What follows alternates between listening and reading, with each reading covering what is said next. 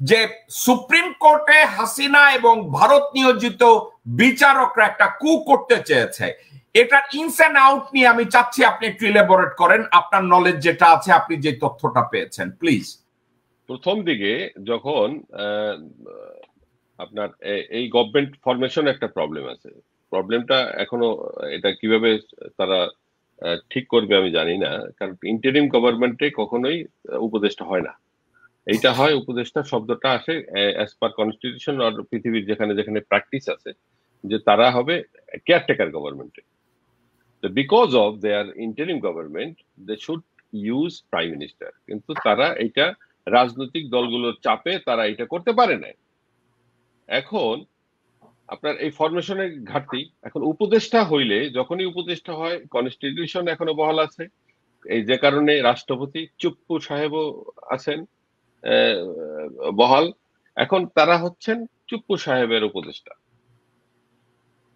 এখন এই চুপ্পু সাহেবের উপদেষ্টা থেকে বাতিল হইতে হইলে তাদেরকে সংবিধান বাতিল করতে হবে বা স্থগিত করতে হবে, চুপ্পু সাহেবকে বিদায় দিতে হবে এবং তাদেরকে মন্ত্রিসভার দিকে যেতে হবে, আর না হলে এটার কোনো ভ্যালু নাই। এখানে এই প্রবলেমটা তাদের মধ্যে রয়ে গেছে। এইটা তারা এখন যেভাবেই বলুক তাতে কিছু আসে না, রিয়েলিটি।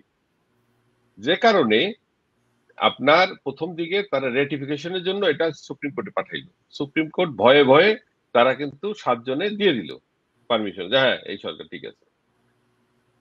যখনই তাদের সবকিছু গোল পাকানো ঠিক হয়ে গেল যে দিক থেকে যে আমরা এখনো আছি, প্রথমে বলছে আমরা নাই, আমার পরিবার কি হইলো তাতেও কিছু আসে যায় না, কিন্তু যখন ইনস্ট্রাকশন আসলো তাদের কাছে তখন তিনি বললেন আমরা আবার ফিরে আসব, আমরা আবার লুটতরাজ করব। তো তখনই তাদের সাথী জাতীয় শত্রুদের সব সাঙ্গপাঙ্গরা আবার একটু একটু তাজা হওয়া শুরু করলো।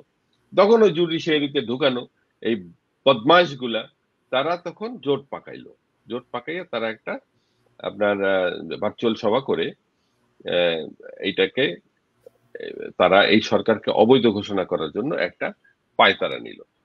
এবং এটা কিন্তু ইভেন আপনার আসিফ নজরুল সাহেবের কাছেও কিন্তু ইনফরমেশনটা যায় নাই। এই বিষয়টাকে প্রথম আপনার ছাত্ররা জেনেছে এবং ইসের ভিতরে সুপ্রিম কোর্টের ভিতরে প্রথম উদ্যোগ নিয়েছে সজল, অ্যাডভোকেট সজল। তো সে বিএনপি করে, বাট সে খুব প্রতিবাদী এবং মেধাবী মানুষ আমার জানা মতে। এবং যখনই এই বিষয়টাকে যখন সমন্বিত হবে বাইরে ছাত্ররা ভিতরে দেশপ্রেমিক আইনজীবীরা, তখন তারা তারপরেও তারা থামে নাই, তারা কিন্তু তারপরেও কিন্তু ওই পোর্টালের মধ্যে তারা কাজ চালাইতেছিল। কিন্তু বাইরে থেকে যখন হুমকি দেওয়া হলো, ছাত্ররা যখন বলল কাউকেই আস্থ রাখা হবে না, কাউকে ছাড়া হবে না, দেন দে বিকেম অ্যাফ্রেড। তখন তারা এটাকে ক্ষান্ত দিল এবং সাথে সাথে চিফ জাস্টিস রিজাইন করলো এবং এর কিছুক্ষণ পরে আবার বাকি 5 জন করলো। তো এরপরে তো আবার মাঝখানে আবার তাদের মধ্যে দিয়ে একজন আবার ভারপ্রাপ্ত হওয়ার চেষ্টা করছে। মানে এই বহুত নাটক হয়ে গেছে। এখন তারপরে যখন এখন হাইকোর্ট থেকে একজন চিফ জাস্টিস দেওয়া হয়েছে, এখন তাদেরকে প্রমোট করা হবে সুপ্রিম কোর্টে। তবে এখনো এই হাইকোর্টে যাদেরকে নিয়ে আসা হবে এর মধ্যেও কিন্তু এই জাতীয় শত্রুদের লোক আছে। এটা এমন ভাবে আমি আপনাকে বহুত আগে বলছি যে এমন লেয়ার ভাবে দাঁড়ানো, আপনি নিজেদের দেশপ্রেমিক কোন লোককেই আপনি খুঁজে পাবেন না। অর্থাৎ আপনি বলতে চাচ্ছেন হাইকোর্টের যত বিচারপতি আছে তারাও জয় বাংলার লোক? জয় বাংলার লোক অল্প কয়েকজন আছে, হয়তো তারা নিরপেক্ষ ভদ্র মানুষ, যে কারণে তারা জয় বাংলা বইলে মোটামুটি ঠিক আছে, অল্প কয়েকজন হাতে গোনা। এখানে এই রিফর্ম গুলা করা যে কত কঠিন হবে। যেমন পুলিশে 1 লক্ষ 1.5 লক্ষের মতো পুলিশ হয়েছে, ছাত্রলীগ ইন্ডিয়ান সব মিলানো। এখন এই 1.5 লক্ষ মানুষকে আপনি রিপ্লেস এই মুহূর্তে কোথা দিয়ে করবেন? করা যায়, আমাদের সন্তানরা আছে, করা যায়। রাস্তায় যারা আজকে যুদ্ধ করেছে তাদেরকে করা যায়। আনসার ব্যাটালিয়ন রয়েছে, আনসার রয়েছে, তাদেরকে আত্মীকরণ করে নেন, তাদের ট্রেনিং আছে।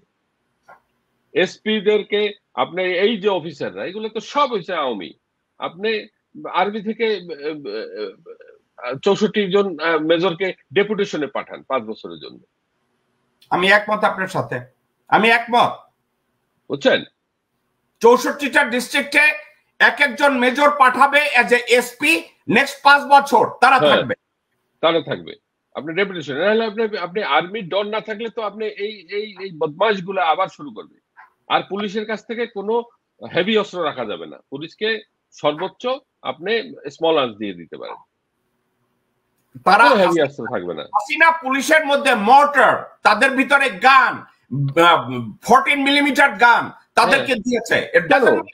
পুলিশের কামটা কি? পুলিশের কামটা কি? আসলে তারা আর একটা রক্ষী বাহিনী তৈরি করছিল, বুঝছেন? পুলিশে এবং র্যাবকে দিয়ে তারা একটা রক্ষী বাহিনী আদলে 2টা বাহিনী বানাইয়া এটা রেডি রাখছিল, এবং সোয়াত মত কি হাবিজাবি অনেক কিছু বানাইয়া তারা কিন্তু সবগুলো কিন্তু মানুষ মারার কল, মানুষ মারার যন্ত্র এরা। আমি গতকালকে রাতে একটা শোতে আমি প্রস্তাব করেছি, বিজিবি নাম বদল করে এটাকে আবার বাংলাদেশ রাইফেলস করা হোক। অবশ্যই, এবং সবচেয়ে ভালো কথা, আমি আপনার শো এর মাধ্যমে সরকারকে আহ্বান জানাচ্ছি, শেখ হাসিনার চক্রান্তে হাজার হাজার নিরপরাধ বিডিআর এখন কারাগারে রয়েছে, তাদেরকে অবিলম্বে ছেড়ে দেওয়া হোক। আমি একমত। হাজার হাজার বিডিআর, এবং তারা নির্দোষ, তাদেরকে অবিলম্বে কারাগার থেকে ছেড়ে দেওয়া হোক। আপনি কি হাসিনা এবং হাসিনার দোসর যারা দেশ ছেড়ে পালিয়েছে তাদেরকে বিচারের মুখোমুখি করার জন্য বাংলাদেশে আনার পক্ষে না বিপক্ষে? তাদেরকে অবিলম্বে তাদের বিরুদ্ধে গ্রেপ্তারি পরোয়ানা জারি করা হোক। তাদের বিরুদ্ধে এখনো পর্যন্ত মামলা দায়ের হয় নাই।